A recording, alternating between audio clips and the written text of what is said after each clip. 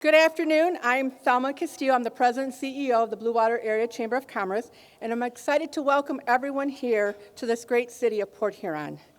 These past few years, we have seen so much happen in our county, in our state, in our country. Despite these challenges, we have come out stronger than ever, and I believe it's because of the people that live and work in St. Clair County.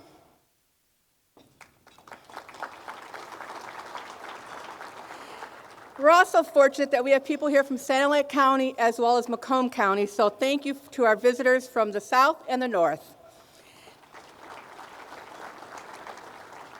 People make the difference, and we have great people in the community working together to make the future bright for all of us. I'm excited to hear about all the successes our county has achieved this past year, but we know our work is not done, and we have so much more to accomplish. The Chamber would also like to thank you for taking time out of your schedule to attend the 15th Annual State of the County address. This has been an annual event that brings together community leaders, government leaders, and members of the business community. And the one thing that we all have in common is a vested interest in the continued growth and prosperity of the Blue Water region. The Chamber has been fortunate to host this event. Thank you, St. Clair County, for giving us the opportunity to do so. St. Clair County has been a strong supporter of the Chamber, and we continue to appreciate the support given to our organization. Today, you will hear from Chamber Board Chair Carissa Kramer, Mayor Port Huron Pauline Repp, Commissioner Chair of St. Clair County Commissioner Jeff Bohm, and our County Administrator Controller Carrie Hepting regarding all the great things happening in our communities, and that does not happen by accident. We all work together to make our region stronger, and that has been reflected over the years in the various articles that are in the Crane Detroit publication, showing the strides we are making in St. Clair County. We know if we all work together to make our region stronger, our region will shine brighter, and others will want to come visit, start a business, or live here so they too can enjoy all the amenities and assets St. Clair County has to offer. Today, we have several local and state elected and appointed officials in the audience today. And I'd like to take a moment to express our gratitude and appreciation of the dedication to our public service and to all the work that they do to make our region a stronger economy. If you're an official, please stand and be recognized.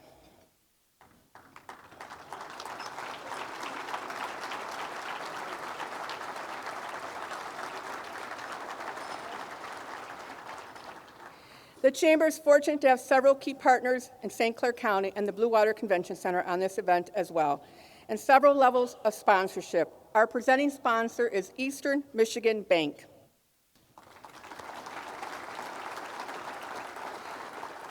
Gold sponsors include Avia Credit Union, AT&T, Blue Cross Blue Shield, DTE, Huntington, ITC Holdings, McLaren Port Huron, Nickel and SAF, the insurance agency, UHY, and 1380 PHM.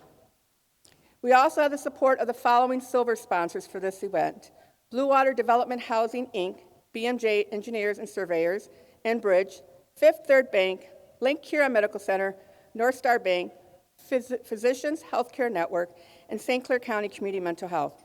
It is with your financial support that the Chamber is able to host events like this for our members and the business community. We truly appreciate the investment our businesses provide to the Chamber to support our organization. On behalf of the Chamber Board and our staff, I would like to thank you for being a partner and a sponsor for the 15th Annual State of the County. At this time, I'd like to recognize our Board of Directors. If they are in the audience, can you please stand and be recognized for all the support you give us?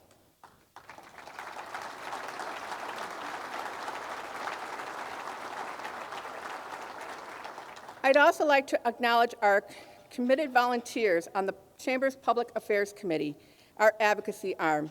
Over the years, our Public Affairs Committee has met to discuss federal, state, and local issues that impact our business community. And again, thank you for being here today and for your support of our community. Now it is my pleasure to introduce Chamber Board Chair Carissa Kramer. Carissa is a passionate and results-driven associate broker in the commercial real estate industry.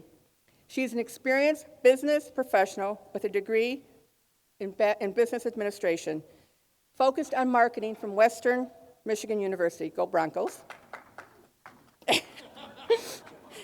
She is a board member for Community Foundation of St. Clair County, for the Economic Development Alliance for St. Clair County, Marwood Nursing and Rehab, Child Abuse and Neglect Council of St. Clair County, a member of the Blue Meets Green Leadership Council, a member of the Downtown Development Authority in Port Huron, and she's also our board chair, and we're very excited that she's here today.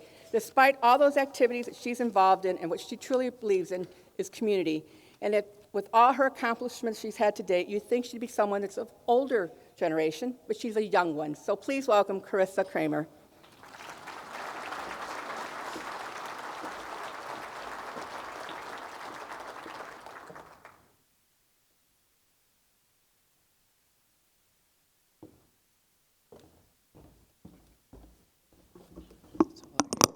Thank you, Thelma. Good afternoon and welcome to the annual State of the County address. It has been my pleasure to serve as the chair of the Blue Water Area Chamber Board of Directors in 2022 and 2023. In that time, there have been many significant changes throughout the beautiful Blue Water area that we proudly call home. Professionally, as a commercial real estate broker with Kramer Commercial Realty, I have had the privilege to be involved with many of the exciting and successful projects that this community has witnessed come to fruition. I hope you all share in my enthusiasm and optimism for what the future holds as our region continues to expand and evolve. Our communities are stronger than ever thanks to our collective efforts. I'd also like to take a moment to thank all of our generous sponsors for this event. We appreciate the businesses that continue to invest in our community and in our chamber. At this time, I get the absolute pleasure to introduce Mayor Pauline Repp. She has served as the mayor of Port Huron since 2009. Under her leadership, Port Huron has seen significant revitalization of its waterfront, along with numerous economic enhancements and investments throughout the city. In 2019, she was recognized by Blue Water Women magazine as Civic Leader of the Year. Mayor Repp is the immediate past president of the Michigan Association of Mayors, a member of the Blue Meets Green Leadership Council, and serves as a board member of the St. Clair County Child Abuse and Neglect Council, Lake Huron Medical, and Tri-Hospital EMS. Mayor Repp also serves as the vice chair for the Southeast Michigan Council of Governments, and we're lucky to have her. Please welcome Mayor Repp to the podium.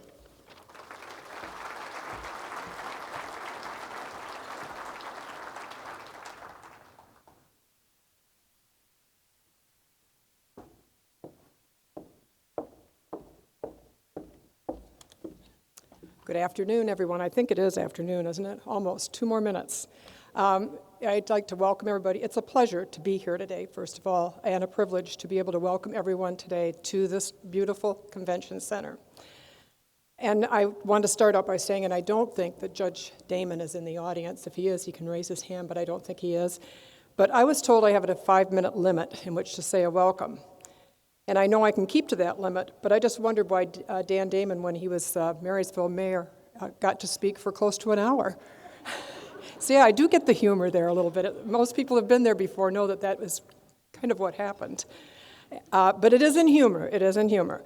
When I first took office in 2009, the city of Port Huron, like many other communities, was suffering from a bad economy. During the next few years, we look for ways to increase our tax base, encourage employment opportunities, make our community inviting to visitors, and form partnerships, more importantly. One of the first partnerships was with the county leadership, EDA, and many others to see that the former Thomas Edison Inn was viable again. Today, it is a thriving DoubleTree by Hilton and is adjoined by the state-of-the-art convention center, which the county stepped out on a limb to put here for us. And it makes Port Huron and the whole region a destination to visit and host conventions. We are very fortunate that our county and its individual cities, townships, and villages work together for the betterment of the entire county. I have been around long enough to know that this was not always the case, and I congratulate each and every one of you who have made the effort to look at the big picture. Our county leadership is civil and works together to tackle regional challenges. We are no longer silos, standing alone, we are one. New trails and bridges link our communities, downtowns, and neighborhoods. We are experiencing the lowest unemployment rate in more than 50 years. And instead of people looking for work, businesses are looking for employees, as we have thousands of new jobs across the city and the county. Our collaborative partnership with the county to fund the EDA is producing tremendous results for our residents.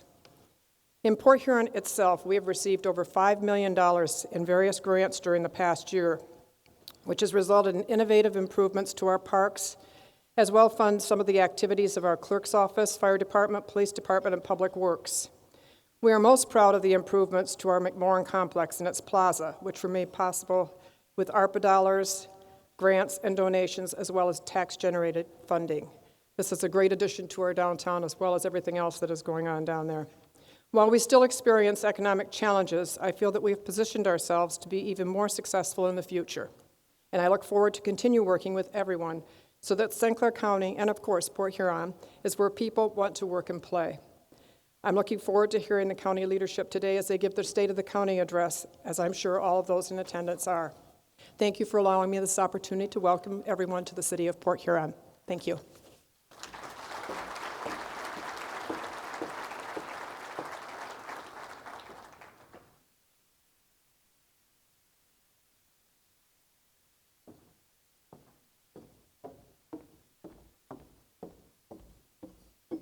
Thank you, Mayor Rep. We are very fortunate to have you leading this city of Port Huron, and we appreciate all your efforts and all the support that you give to the Blue Water Area Chamber of Commerce. Anytime we ask you to step in, you do, and we appreciate that. And we're so fortunate that you are in the country this year to be able to be here today, so thank you. At this time, I'd like to take a moment to introduce someone who doesn't need any introduction, but Jeff Boehm, who's the chairperson of the St. Clair County Board of Commissioners. The St. Clair County Board of Commissioners is committed to improving the lives of county residents while preparing county government to meet the demands of the future. He was elected to the commission in 2004 and has been the chair since 2011.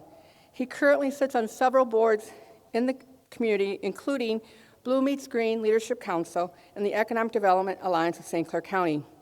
He has been instrumental in showcasing St. Clair County not only to its residents, but to the residents in other communities, and his hometown city, St. Clair. COVID did not stop his efforts to move St. Clair County forward, and today you will hear about the efforts, the impact they have done for this region. Please welcome Jeff Boehm to the podium.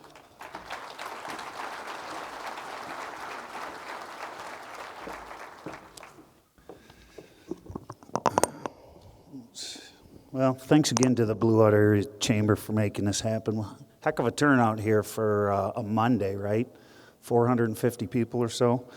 Last year I highlighted 9 projects that happened throughout the county really during COVID, and the message to that was if we can do that during a bad time, there's nothing but good things to happen moving forward. And you're going to see some of the other things that are happening throughout the community.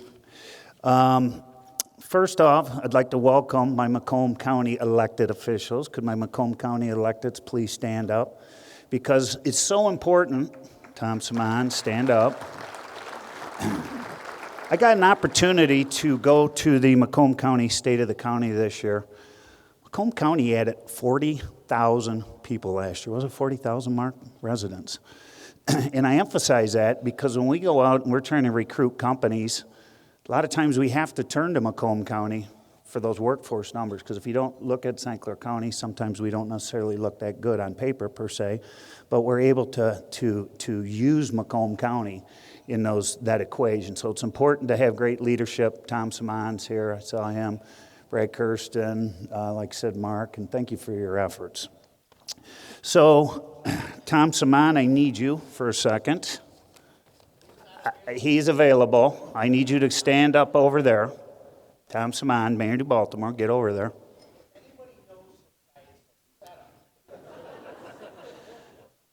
Okay. I am not going to sing to you guys this year, all right? But who did not have this song like burned in their brain when they went home last year? Probably sang it the whole way home. I called Tom later that day. First thing he says, "Make the purple monster go away." Thank you, Mayor. So one of the highlights that I actually highlighted last year, Cabana Blue. Joe, stand up, please. I didn't get a chance to get your slide. in there. But Cabana Blue has just really become a destination in the southern part of the county.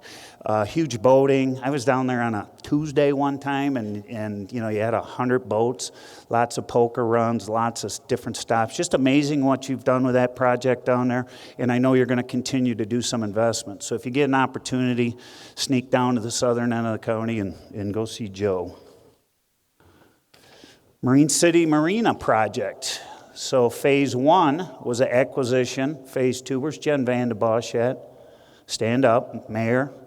They recently applied for a $400,000 grant to help build that out. And before, if anybody's a boater in this room, you really had no, I hate to say you didn't have any reason from a boating perspective to stop in Marine City. And now they have a 14-slip day facility down there, and along with the additional investments, restrooms, those types of things. So really cool stuff happening down in Marine City. So June 6th, we had a ribbon cutting of the new, what's the name of that thing again? Bell River Energy Center. Blue Water Energy Center. You think I'd know better. It's only $1 billion, you gotta. But $1 billion with a B, that represents roughly 11% of the entire SCV in St. Clair County. That's how huge that investment is. And another cool thing, the Bell River plant, they're trying to work on converting that to natural gas also. They actually have a request in for that. And that can also be a extremely sizable investment for us.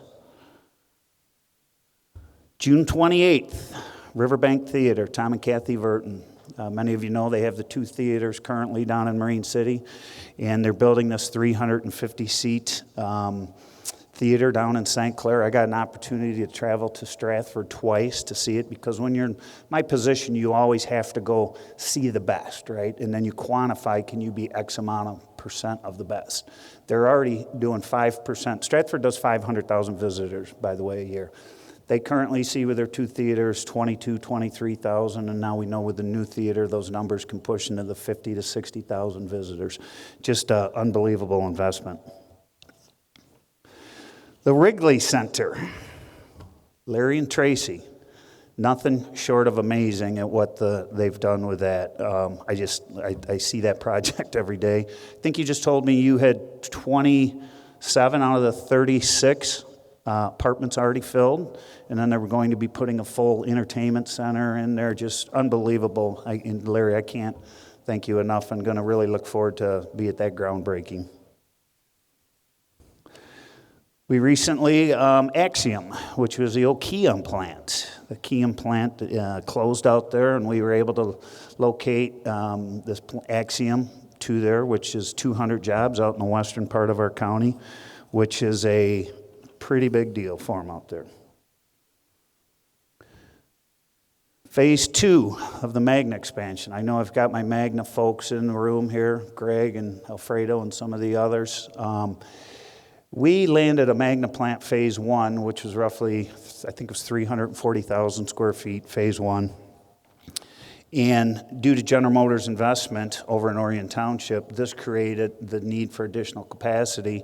So they've actually went into a phase 2, 740,000 square foot addition, 900 jobs, roughly $430 million in investment.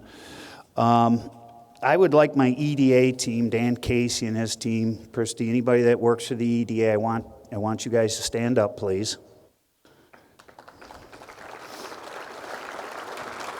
This was my baseball analogy that I used at the groundbreaking. In baseball, you strike out, you ground out, you fly out. Every so often, you get a base hit. Every so often, you get a double, a triple, occasional home run. This was bottom of the 9th, Game 7 of the World Series, and we were down by 3. And somebody had to step up. The county, I see my city of St. Clair in the EDA. We hit a grand slam to win Game 7 of the World Series with this project. So thank you again for your investment. So What these do essentially. Welcome everybody to the 2000. Oops. So what these opportunities give you is they give you a chance to hopefully bring your youth home. And this is a little clip that I did with a few of the people that actually work at Magna that kind of tell their story. Can you play that video? I'd like to welcome everybody to the 2023 State of the County. My name's Jeff Bohm, and I'm the St. Clair Chairman. Part of the segment we have today is bringing some of the youth back home to our county. I got an opportunity to meet some of these, I want to call them kids, but some of our talented youth that had an opportunity to A, come back home, and B, locate to our area. We've got Haley Dragashano, we've got Sarah Holland, and we've got Logan Okashevsky. Close enough. But first of all, we're just going to start with Haley. Haley, can you tell us a little bit about your story and your journey and how you made it back? Yeah, so I grew up in St. Clair. I've been in St. Clair pretty much my whole life. I graduated from St. Clair High School, and then I went to Grand Valley, so I went all the way across the state. I got my degree. I got my bachelor's in business, and my major was HR. And I came back. I was working in Detroit for a little bit, and I just wanted to come back home. Growing up, I never really thought that I would have the opportunity to, use that degree in St. Clair because there simply wasn't that opportunity. But I found, the opportunity at Magna, and it's been life-changing. Like, it's seriously life-changing. So. That's awesome. Sarah, tell us your story. Well, I grew up in Brandon Township, Ortonville, Michigan. Very, very small town. Went to school at Oakland University, got my degree in mechanical engineering with a minor in Spanish. And then settled out here with my husband. He works down in Marine City, so I figured I'd be driving, about an hour each way to work every day. And then Magna came to town, and I was able to get a job here, and now I'm the engineering coordinator. And I think we were talking before that one of your favorite things to do, you live on 2nd Street, don't you? Yes, And you yeah. guys always like walking downtown to the mall Yes, I because of the absolutely love entertainment it. and restaurants and things like that. So Yeah. it's great to hear. Logan? Well, I grew up in Bruce Township, and from there I ended up getting an apprenticeship through the state of Michigan, and went through a program there, going back and forth to school at Oakland Community College, working in Lapeer County. After that, I moved into Oakland County over by Novi, and I was working in there in a job traveling across the U.S., Canada, and Mexico. And I did that for about 5 years, and I decided, hey, I kind of want to be back home in Michigan, and I got this great opportunity here with Magna, and I'm working on moving to St. Clair, and I really enjoy it here, and it's been a great time ever since I moved here. So why not the big city? So many times, when the kids graduate, your friends go to Chicago or they go to New York or they want all that big city lifestyle.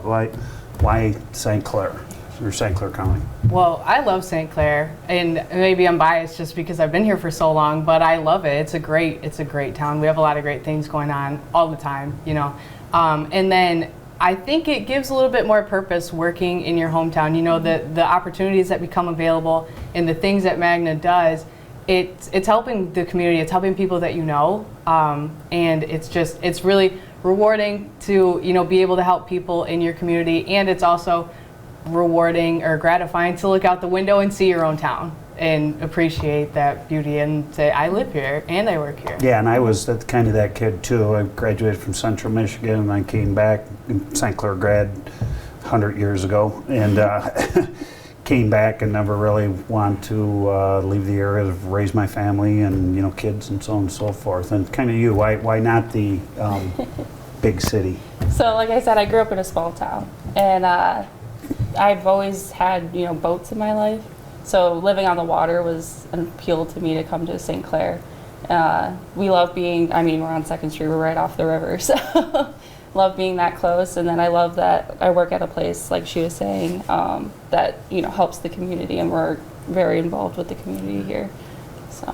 Yeah, for me, I also grew up in a smaller town, and I've spent plenty of time in the big cities, and something for me over back in this country is just the community, right? I can go someplace and run into somebody I might know, say hi, whereas if you're in the big city, you're just another person there walking around, and it's really nice to be in that friendly community where everyone knows each other, whether or not they actually know each other, and it's a lot of fun.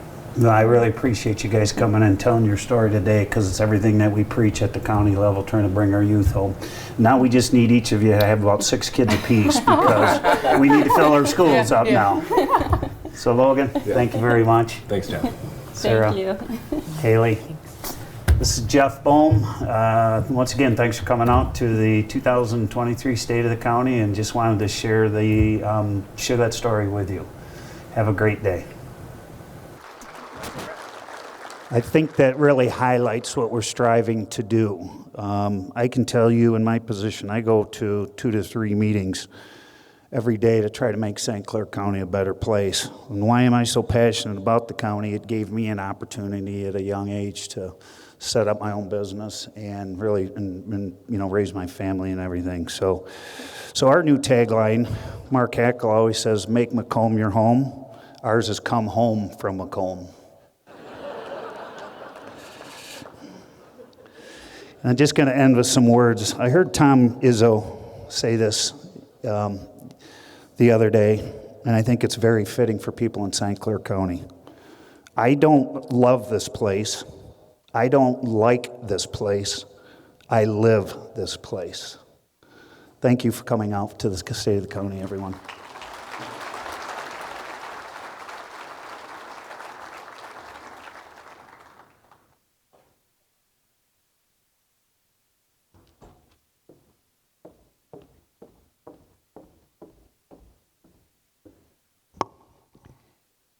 Thank you, Jeff, for those kind remarks and all the great things that you have done to support the community that you don't only love, but you live in every day. We really appreciate all your efforts, as well as all the commissioners that are here, too. We know that you're all working very hard to make St. Clair County a better place. And I don't want to forget that we have some Santa-like people here, myself included, but we also have the Mark Hackel from Macomb County. And again, we'd like to thank you for coming out and partnering with us, as always. We appreciate our friends to the south. We also have the Macomb County Chamber here as well. We always are working to collaborate, partner, and those are kind of the 2 words I live my life through the Detroit Regional Chamber. When I was working for a man called Richard E. Blouse, he always preached collaboration, partnerships, and regionalism. You can't get far in life without practicing those 3 themes, and I think St. Clair County has definitely done that since I've been here in 2014. I'm sure they've been here before that too, but it's gotten much stronger, so thank you.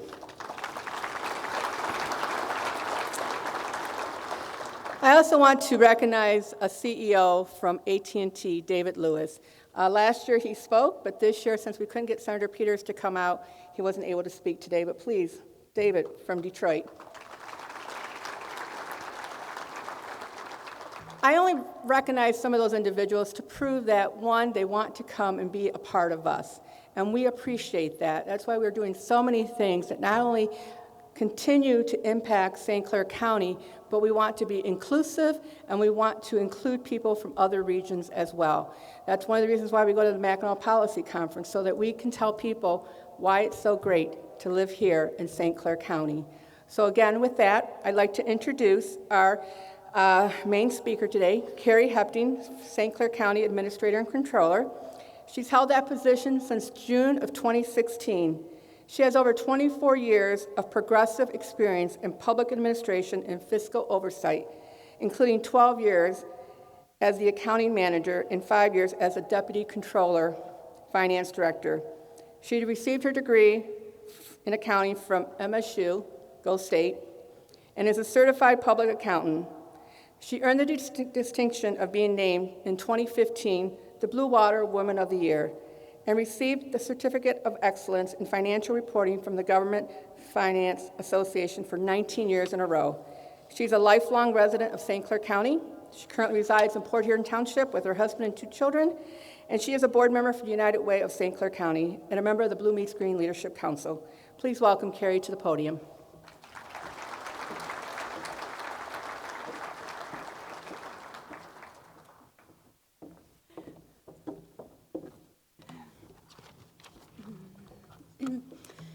Well, good afternoon. It's my pleasure to be here today, and I certainly want to welcome everyone yet again. This is my 5th year delivering the State of the County address, and I remember being up here my first year and being so nervous that I had a hard time filling a 15-minute program. And, fast forward to today where I'm really struggling to keep it within 30 minutes. So, I do see some worried looks out there. You don't have to run to the coffee. I promise I'm not actually talking for a full 30 minutes. This year's program's a little bit different, and we think you're going to enjoy it. On the screen, you'll see your current Board of Commissioners. Now, the statutory role of a commissioner is to act as the central policy-making body along with allocating financial resources. In reality, though, your commissioners do much more than that. They're always accessible and available to speak to residents, address community concerns. They work to maintain our fiscal health, a safe community, along with expanding quality of life initiatives and economic opportunities. A little bit of trivia looking back at past information. Back in the 60s, we actually had a 59 commissioner board. I'm not sure why that changed, but I'm very glad I was not the administrator in the 60s. So first, it's important for us to review our finances. A strong financial position is how we're able to maintain and provide services. In '23, our general fund budget is just under $67.4 million. I know every year we spend most of our time discussing the general fund. However, there's actually another $50 million of budgeted expenditures in our special revenue funds. And that brings our total budgets to $117 million for '23. Our fund balance is strong and it continues to grow each year proportionately with our budget. Now, most economists are predicting that we could be heading to a recession, so these adequate financial reserves put us in a very favorable position to maintain our services. So, another fun fact, after numerous internet searches on how to make financial presentations more exciting to the non-accountants in the room, the short answer is you really can't, but the preferred method is a pie chart. So, on the screen, you'll see our animated pie chart breaking down our general fund revenues and expenditures for this year. As always, taxes are our largest source of revenue at 58%, and public safety followed by general government are our largest areas of spending. On this screen here, you'll see a 5-year snapshot of our general fund. The county does adopt a 1-year budget annually. However, we use a budget modeling program to prepare 5-year budget estimates to make sure the decisions we are making today are sustainable. And I know many of you in here have probably heard Commissioner Bohm refer to me as Old Ebenezer when it comes to county spending. And while he's not entirely wrong, there is a method to my madness. All financial recommendations are based on evaluating the impact not only to the current budget, but future budgets, so we don't have any unpleasant surprises down the road.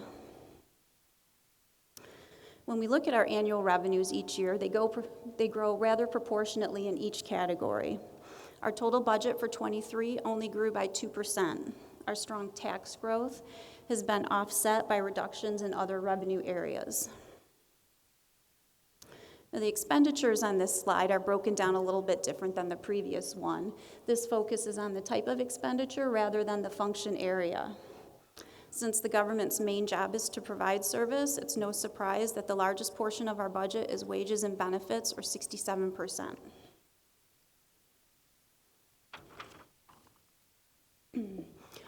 Our property tax revenues went up just under 5% in '22, and we're anticipating a similar increase in '23 due to the large amounts of development and investment happening in our county. These are the largest increases we've seen in a decade and much higher than our 10-year average of only 2.6%.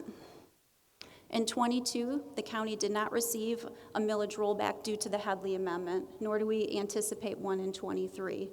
It turns out that high inflation is actually a good thing in terms of the Headley formula. So the last time the county did have a rollback was in '21. And when you look at the year-over-year impact, it's generally small and easy to absorb in your budget. That being said, I thought it would be fun to go back and look at the historical data and analyze the impact of the Headley Amendment since it was adopted. So since 1978, the county has had 8 rollbacks. If we were still able to levy our original 5.77 mills, we would have an additional $3.2 million to spend in our general fund this year. But the real staggering number is since our first rollback in 1989, it's actually $70 million less in tax revenue that we've collected over that time period. Now, unfortunately, the county is not immune to inflation. In '22, we saw some significant increases in the areas shown on the screen. Our departments still need to operate and they still need to provide service, and unfortunately, most of these items are difficult to adjust and control. We did opt to delay some capital projects and rebid them from '22 due to the large cost increases, and some of our technology projects have also been delayed, not necessarily by choice, but because of supply chain issues.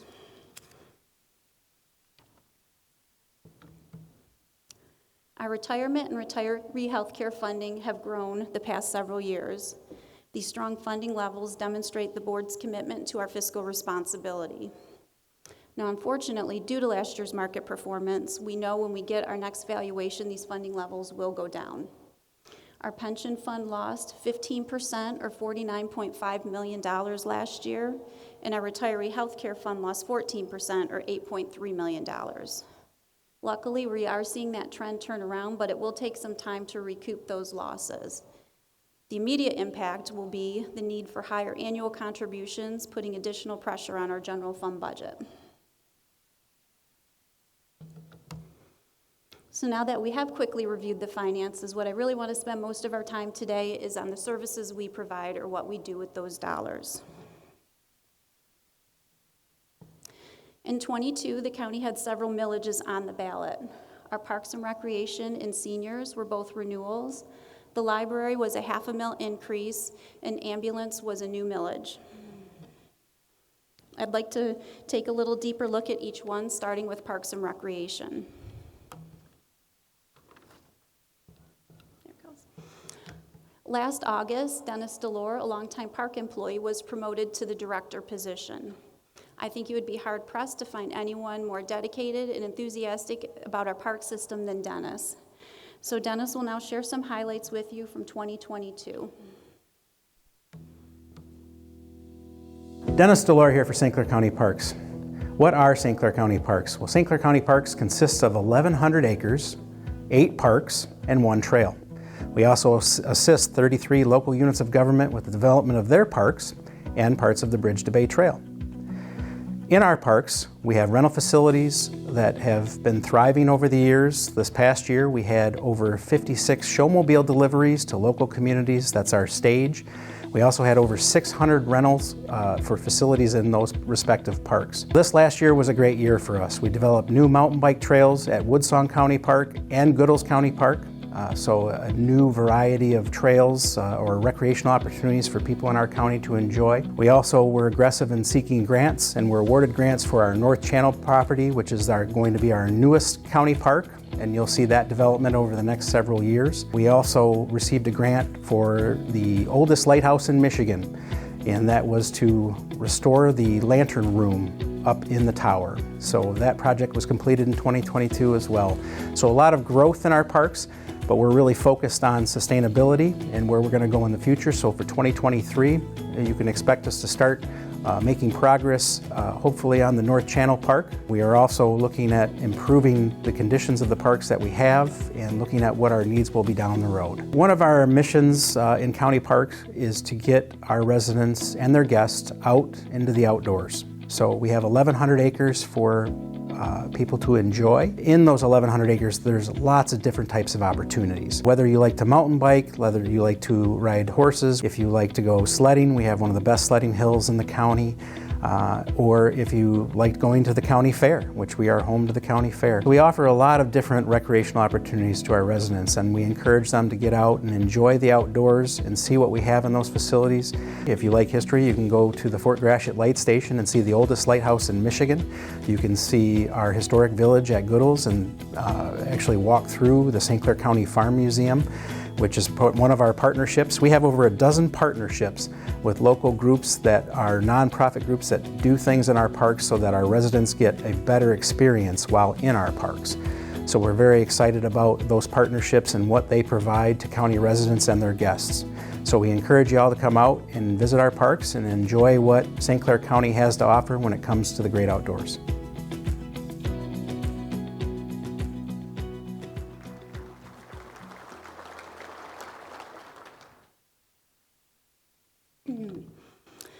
We were the first county in the state of Michigan to establish a senior millage in 1989, and I would say we have the best senior services in the state. Now, the county does not directly provide most of these services. However, we contract with 12 different providers to serve our senior population. On the screen, you'll see just a small snapshot of some of the services that are provided. Beginning in '23, the funds will be used to expand services to assist seniors with the cost of glasses, hearing aids, and personal emergency response devices. Unfortunately, many insurance companies consider these items more of a luxury than a necessity, so they can be very cost prohibitive, and many seniors forego these items. This new program will help offset the costs. Our county library system is a lot more than just checking out books. They offer regular programming and learning opportunities. And now, Library Director Allison Arnold will give an update on how your millage dollars are spent. I'm Allison Arnold. I'm the director of the St. Clair County Library System. I have been with the library system now for 23 years. Of that, 11 years I've been the director. It's been a great honor for me to serve my community, as I am a homegrown girl.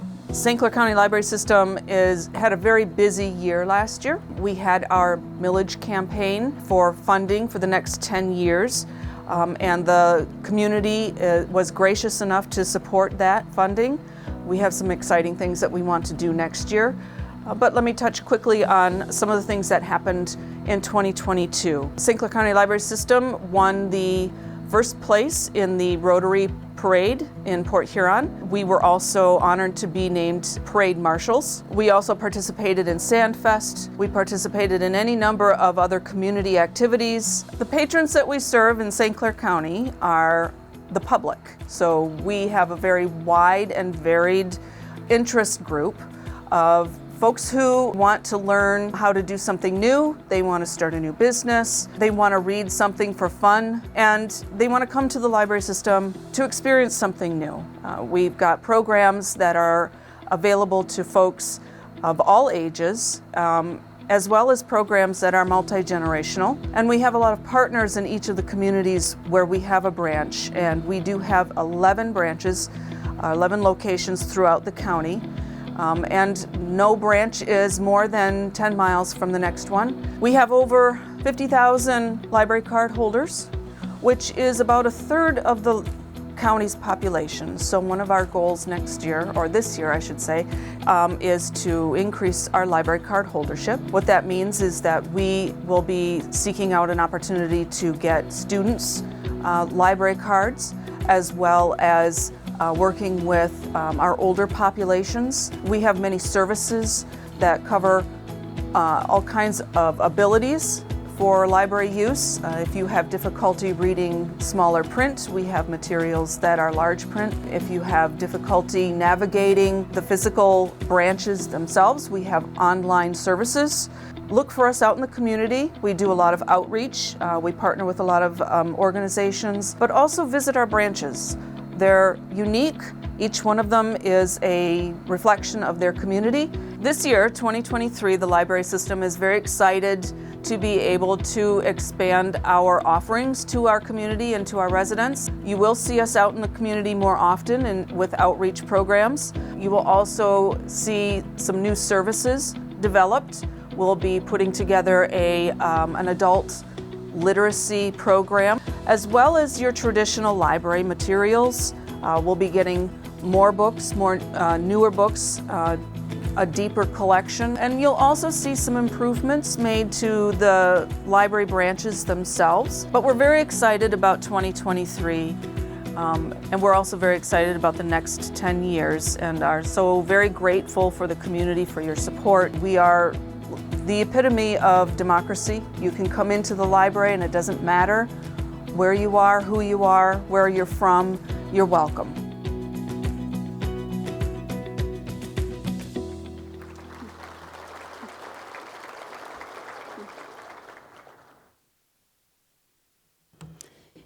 As I mentioned earlier, the citizens approved a new millage for ambulance services with a 74% approval rate.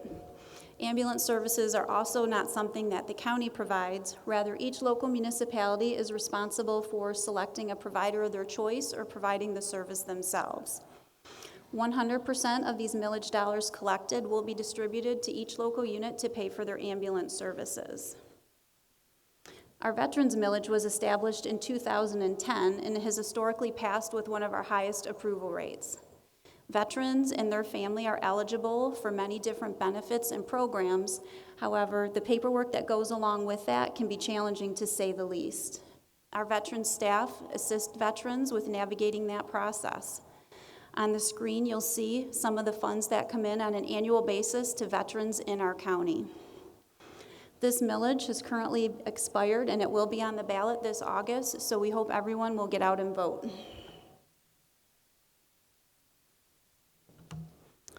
The Sheriff's Division is the largest in the general fund. With over 200 employees, they make up 36% of our general fund budget, along with a separate dedicated drug task force millage.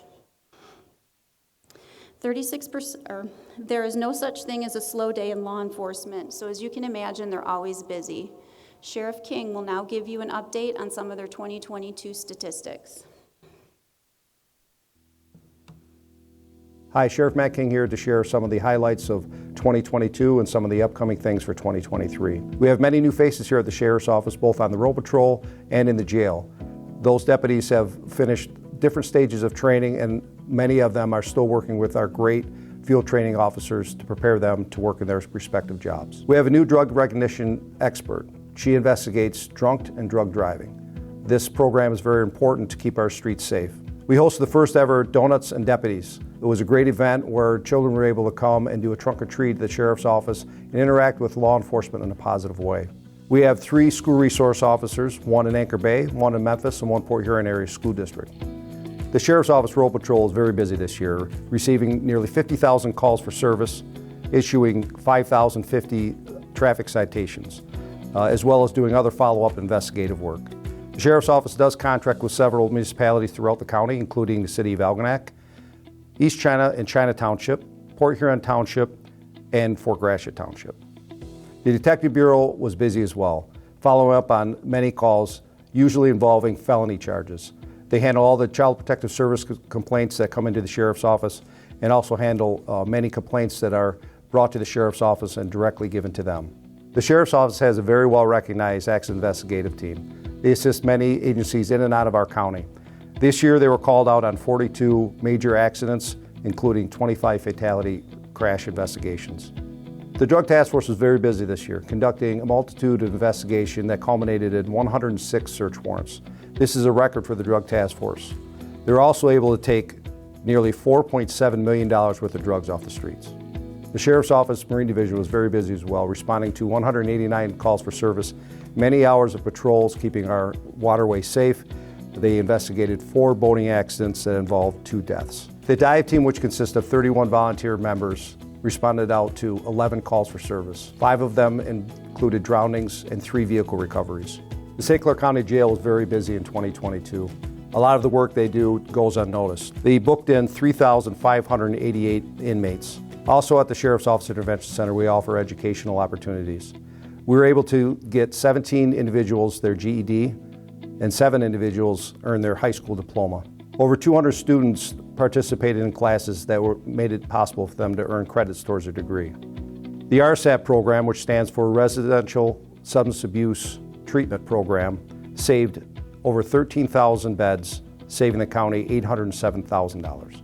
Other programs offered to inmates at the Sheriff's Office include drug and alcohol education, skills for effective living, anger management, thinking matters, domestic violence, trauma group, PTSD group, parenting and peer recovery coach groups, planning for change, spiritual services, AA and NA, mental health services, and the MAT program. Things we're excited about in 2023 include our new K-9 program, We have a new canine, Brock, and he'll be handled by Deputy Egan. We also are adding to our school resource officer team, having a new school resource officer at the Port Huron Area School District.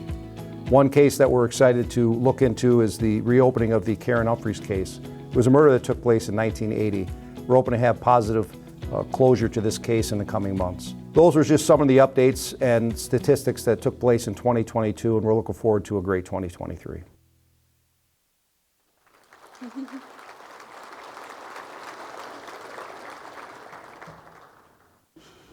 Our Animal Control Office saw a 21% increase, or 243 more animals come into our shelter last year. As a result, we operate at full capacity on most days. Our shelter is not a time limit shelter, and we do not euthanize for space. Our adoptions were up 37%, and our live release rate did go down slightly, in part due to our foster hospice program.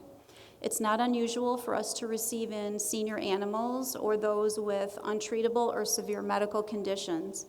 Many of these animals can still have a very good quality of life, so this program allows them to live out the remaining time in a loving home environment.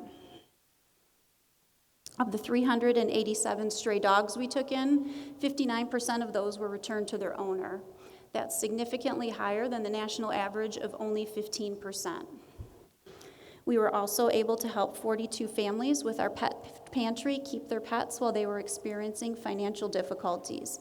That program is possible due to the generous donations we receive from the community. And I do also have to say the Spartan cat there is my Luna that was adopted from St. Clair County Animal Control.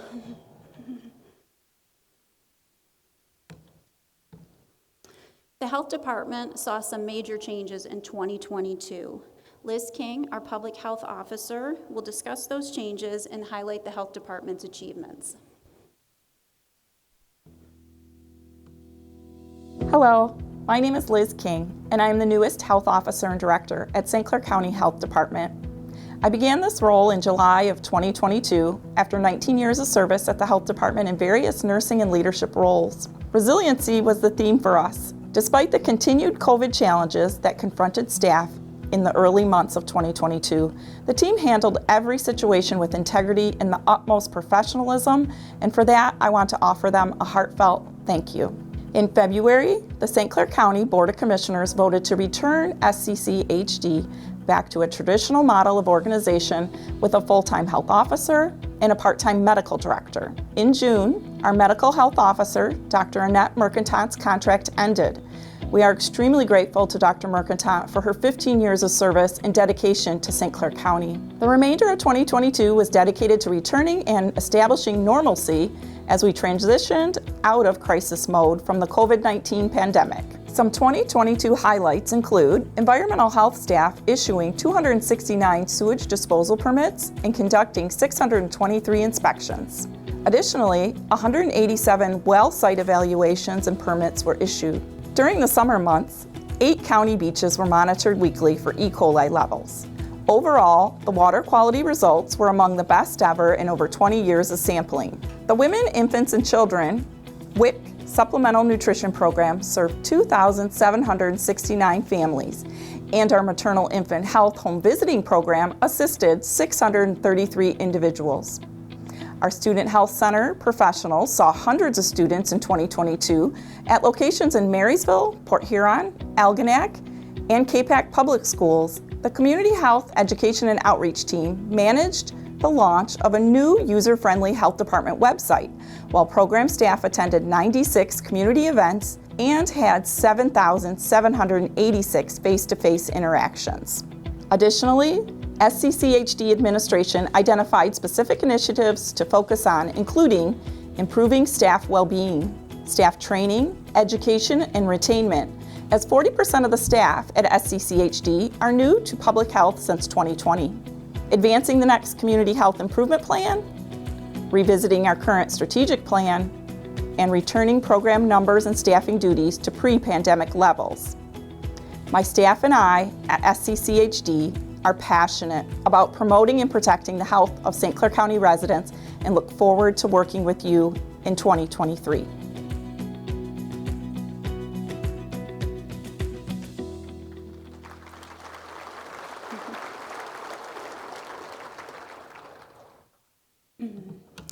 Last year was a record year for the Blue Water Convention Center, with 28 conferences bringing in over 6,500 attendees from out of the area.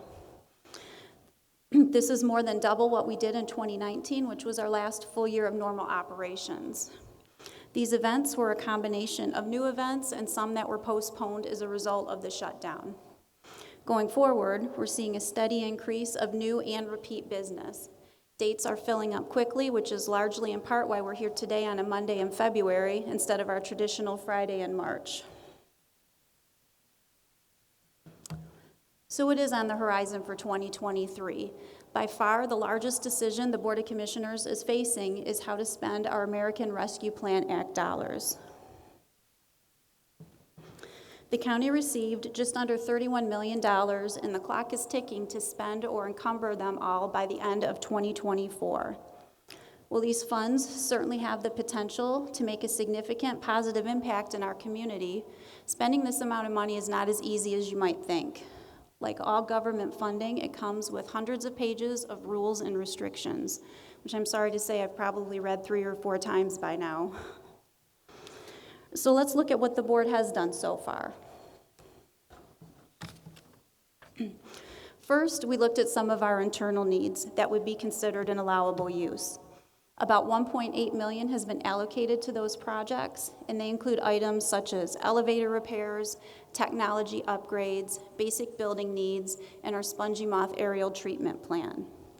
Next, the board allocated $500,000 to each commissioner to spend on projects and needs within their district. Each commissioner approached the use of these funds a little bit different, and the use has varied from park improvements, warning siren upgrades, basic operational projects, along with some to community organizations. Next, the county decided that we needed to take care of our employees. $2.5 million was allocated for one-time retention payments, with some left to assist with recruitment efforts. We currently have approximately $23 million remaining. Some of the projects the board is considering include water and sewer infrastructure, specifically along the 26-mile road corridor, and also providing broadband to currently unserved areas in the west end of the county. What's important to consider when allocating these funds is they are one-time funds. Unlike many governments, we have not used them to grow or fund normal operations because we know there is an end date. The board has been very transparent about the use of these funds. All amounts have been discussed and approved at a meeting, and reports appear on their monthly agenda detailing these decisions. This information is available on the county's website for anyone to see.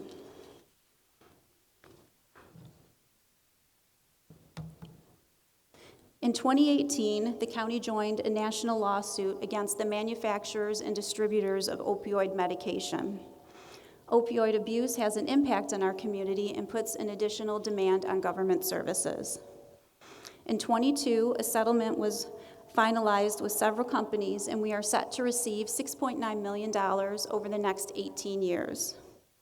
A committee of internal stakeholders was formed to evaluate the problems in our community, discuss solutions, and how we'll measure our effectiveness. The committee met several times and had considerable discussions surrounding the problems and what areas we can actually make a meaningful impact. We received our first payments earlier this year, and the committee's recommendation will be coming to the board later this week at their meeting. We agreed it's important to continue to meet and evaluate the effectiveness of our proposed programs and be flexible to change gears to meet the changing community needs. Certainly, opioid addiction is a difficult problem to tackle, but with these funds, we do hope to move the needle.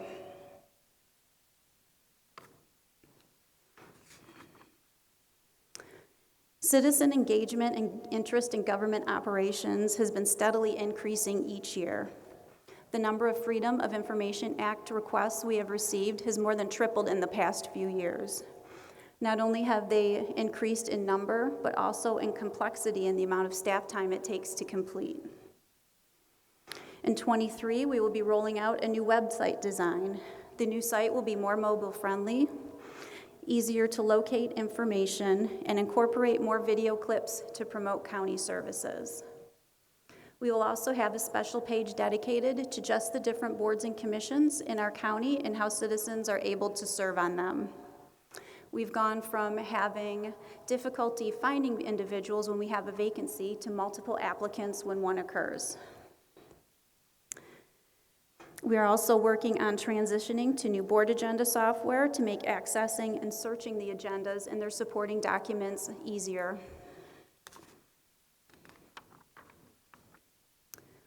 Legislative changes frequently change or modify different services. In December of last year, a new solid waste statute was signed into law, changing the focus from traditional disposal to a more holistic materials management approach. The county will be required to replace our existing solid waste plan with a new materials management plan. The intent of the new approach is to ensure adequate disposal capacity with a focus on reducing waste, preserving natural resources, reducing gas emissions, and curbing climate change. Our landfill already uses cutting-edge patented bioreactor technology that promotes the faster decomposition of waste while capturing our landfill gas and turning it into clean energy at our gas-to-energy facility. While those previous items are some of the larger initiatives that we'll be working on, our departments are always working on ways to improve or provide new services.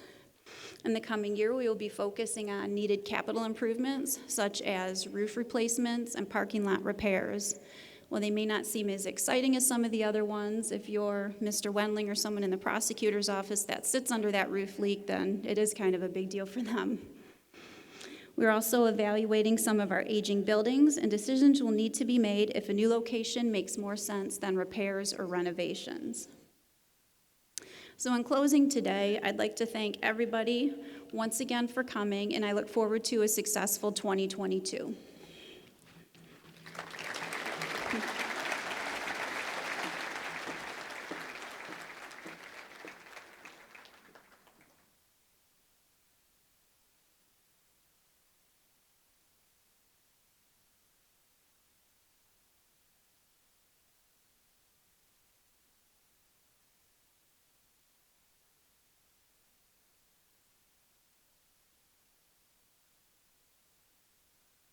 This is a very big room, just so you know.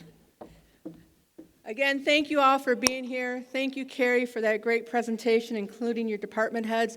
We really appreciate everyone being here today. We want to thank our presenting sponsor, Eastern Michigan Bank, as well as all the other sponsors.